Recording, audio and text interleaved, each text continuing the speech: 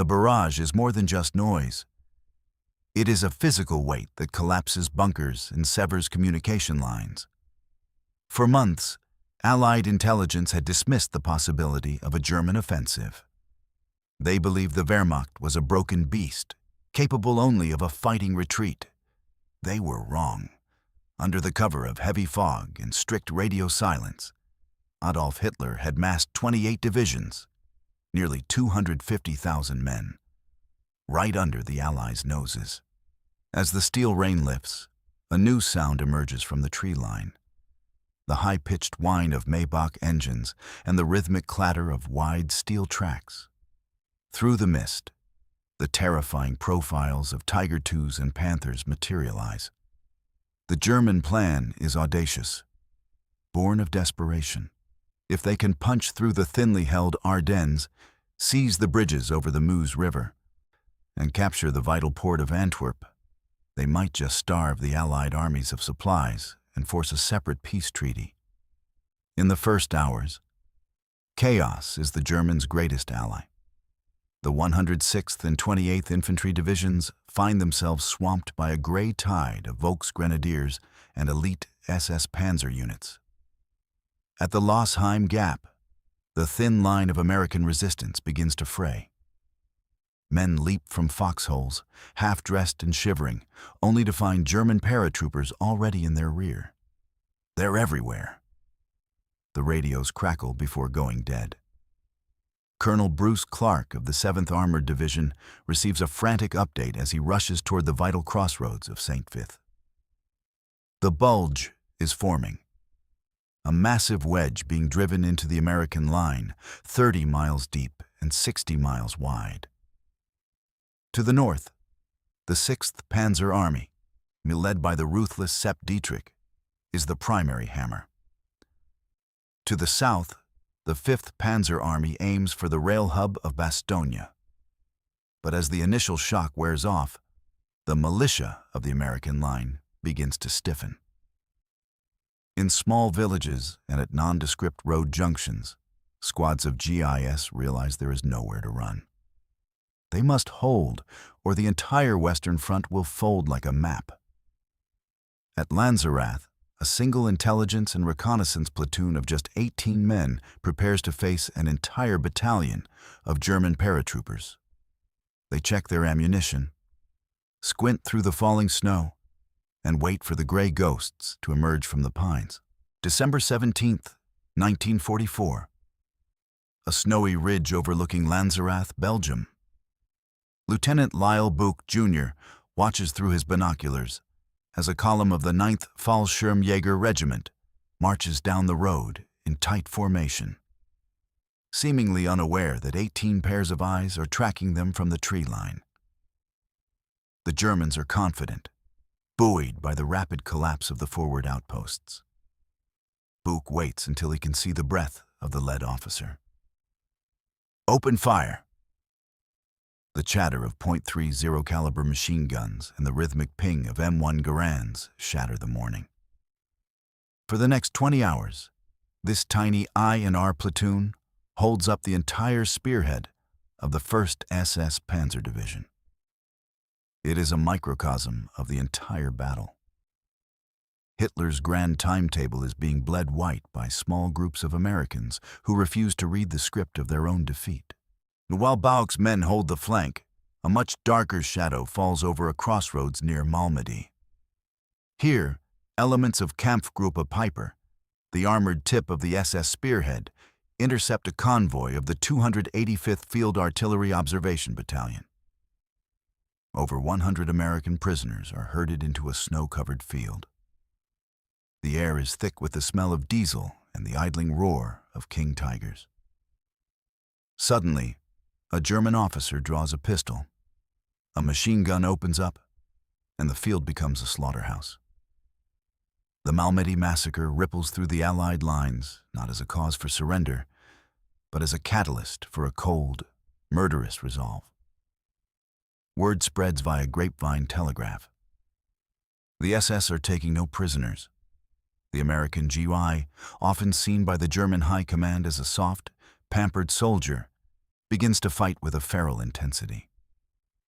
Meanwhile, behind the lines, the devil's work begins.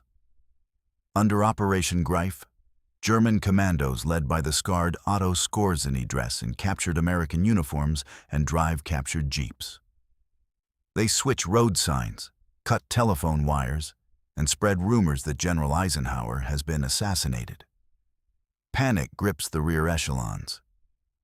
At checkpoints, high-ranking generals are held at gunpoint by nervous MPs and forced to prove their identity by naming Mickey Mouse's girlfriend or the winner of the last World Series.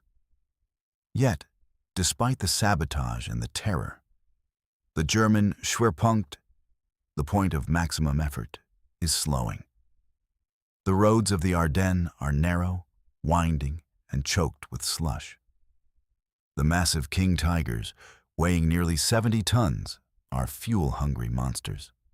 Every hour spent clearing a stubborn American roadblock at a bridge or a village is an hour the Germans cannot afford. In the north, the 1st and 2nd Infantry Divisions hold the Elsenborn Ridge like a stone wall, refusing to give Dietrich's 6th Panzer Army the breakthrough they so desperately need. This forces the German momentum to shift south, toward a small town where 7 key roads converge, a town called Bastogne. General Dwight D. Eisenhower, sitting in a cold office in Versailles, finally realizes this isn't a local raid. It is a total gamble. He turns to a man who lives for the gamble, Lieutenant General George S. Patton. "George, can you get to Bastogne?" Patton, a pearl-handled revolver on his hip, doesn't hesitate. "I can attack with 3 divisions in 48 hours. His staff thinks he's insane. The roads are sheets of ice, and his army is currently facing east, not north. But the race is on. December 20th, 1944. The perimeter of Bastogne, Belgium. The fog is so thick it feels like a wet woolen blanket. Inside the town, the men of the 101st Airborne Division, the Screaming Eagles, dig into the frozen muck. They arrived in open-topped cattle trucks, many lacking winter coats, some even lacking ammunition. They are now completely surrounded. To the Germans, Bastogne is a nuisance that must be bypassed. To the Americans, it is the cork in the bottle. By December 22nd, the German commander, General Heinrich von Luttwitz, senses the end is near for the trapped Americans. He sends a formal surrender demand under a white flag, citing the total encirclement of the town. When the message reaches Brigadier General Anthony McAuliffe, his initial reaction is visceral and famously brief. "Nuts." The official reply delivered to the stunned German emissaries reads, "To the German commander, nuts, the American commander." Outside the heated command bunkers, the reality is far less bravado. In the Bois Jacques woods overlooking the village of Foy, Easy Company of the 506th Parachute Infantry Regiment huddles in foxholes that have become ice coffins. Mortar rounds scream through the canopy, showering the men with tree bursts, lethal splinters of wood and jagged steel. Medic Eugene Rowe moves from hole to hole, his supplies exhausted, his hands stained with the blood of men who are freezing to death even as they bleed out. The German panzers circle the town like wolves, probing for a weak spot every time they charge. They are met by a desperate wall of screaming eagles and the remnants of the 10th Armored Division. The Americans are out of food, out of shells, and the weather, the Hitler weather, remains a steadfast German ally. The heavy cloud cover keeps the Allied air forces grounded, their thousands of fighters and bombers useless on the tarmac in England and France. But miles to the south, a miracle of logistics is unfolding. Patton has done the impossible. He has pivoted his entire Third Army 90 degrees in the middle of a blizzard. Thousands of trucks, tanks, and jeeps are sliding and roaring northward. Patton, never one for subtlety, orders his chaplain to write a prayer for good weather. "Sir," the chaplain reportedly asks, "it's hardly a customary prayer to ask for help in killing fellow men." "I don't care," Patton snaps. "You get me a break in this weather."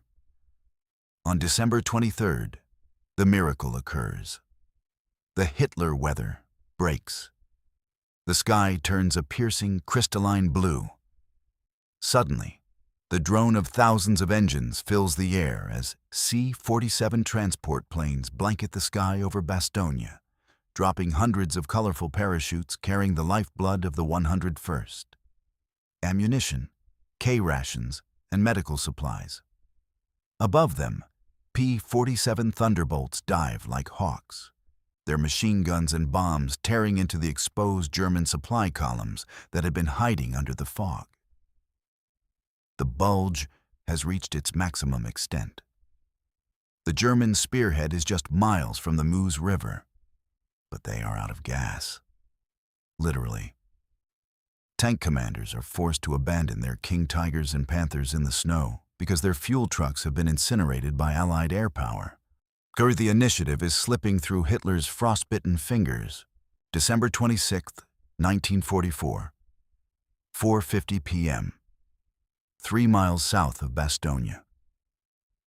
Lieutenant Charles Boggess, commanding C Company of the 37th Tank Battalion, 4th Armored Division, peers through the salt-rimed periscope of his M4 Sherman, Cobra King. The landscape is a jagged waste of craters and black, burnt-out husks of vehicles. Ahead lies the village of Assenois, the final lock on the door to the besieged paratroopers.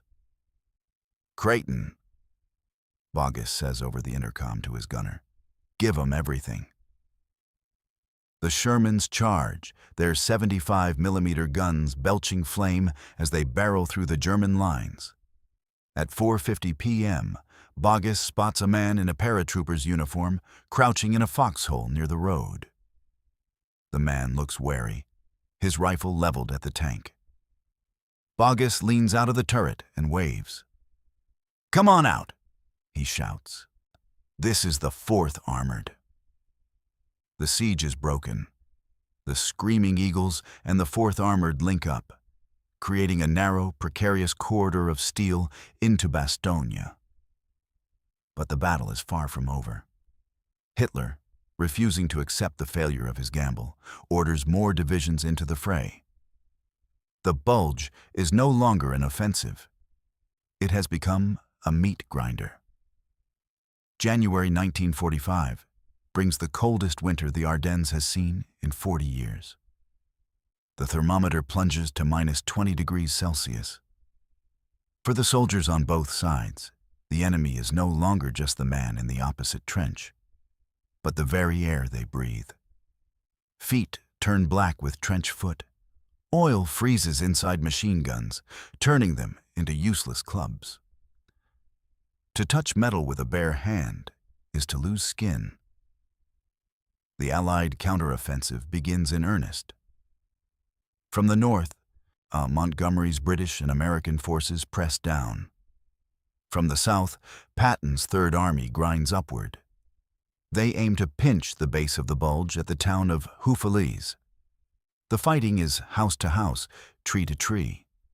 In the town of Wiltz, GIS fight from cellars as German Nebelwerfer rockets, screaming memes, turn the night sky a sickly orange. By mid-January, the German forces are being squeezed into a pocket. The elite panzer divisions, the pride of the Third Reich, are reduced to scavenging for fuel from abandoned American dumps.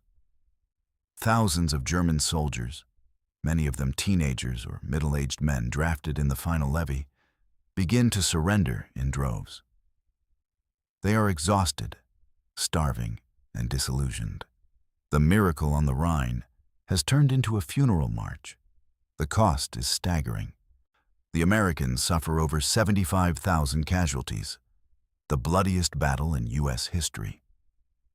The Germans lose upwards of 100,000 men and, more critically, their last reserves of heavy equipment. As the line finally straightens back to its original December 16th position, the road to Berlin lies open. Hitler's final bolt has been shot, and it has fallen short. The Reich is crumbling, not from a lack of will, but from a total exhaustion of its lifeblood. The Battle of the Bulge ends not with a grand ceremony, but with the quiet falling of snow over tens of thousands of fresh graves. The ghost front is silent once more, but the world it leaves behind is forever changed.